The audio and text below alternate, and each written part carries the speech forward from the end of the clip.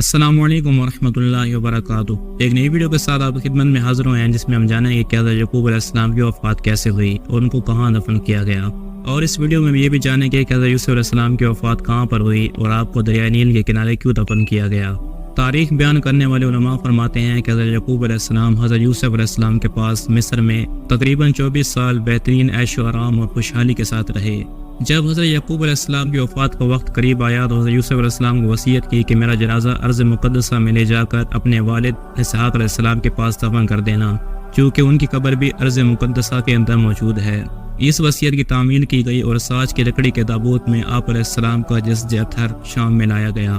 اسی وقت حضرت یعقوب علیہ السلام کے بھائی عیس کی وفات ہو گئی۔ حضرت یعقوب علیہ السلام اور عیس کی ولادت بھی ساتھ ہوئی تھی اور وفات بھی ساتھ ہوئی تھی، اور دونوں صاحبوں کی عمریں 147 سال کی تھیں۔ جب حضرت یوسف علیہ السلام اپنے چچا اور اپنے والد کو دفن کر کے مصر واپس جا رہے تھے تو راستے میں انہوں نے یہ دعا فرمائی: رب قد آتیتنی من الملک وعلمتنی من تأویل الاحادیث فاطر السماوات والارض انت ولی فی الدنیا والآخرہ توفنی مسلما والحقنی بالصالحین، جس کا ترجمہ ہے کہ اے میرے رب، بے شک تو نے مجھے سلطنت عطا کی اور مجھے خوابوں کی تعبیر نکالنا سکھائی۔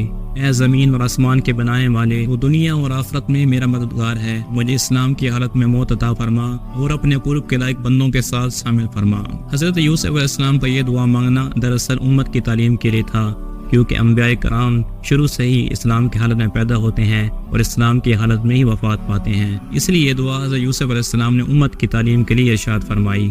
حضرت یوسف علیہ السلام اپنے والد کی وفات کے بعد 23 سال زندہ رہے۔ جب آپ علیہ السلام کی وفات ہو گئی تو اہل مصر کے اندر شدید اختلاف ہو گیا۔ ہر محلے والے حصول برکت کے لیے آپ علیہ السلام کا جسد اطہر اپنے محلے میں دفن کرنے پر مصر تھے۔ آخر یہ بات طے پائی کہ آپ علیہ السلام کا جسد اطہر دریائے نیل میں دفن کیا جائے، تاکہ پانی آپ علیہ السلام کے جسد اطہر کو چھوتا ہوا تمام مصر تک پہنچے اور تمام مصر آپ کے فیض سے فیضیاب ہوں۔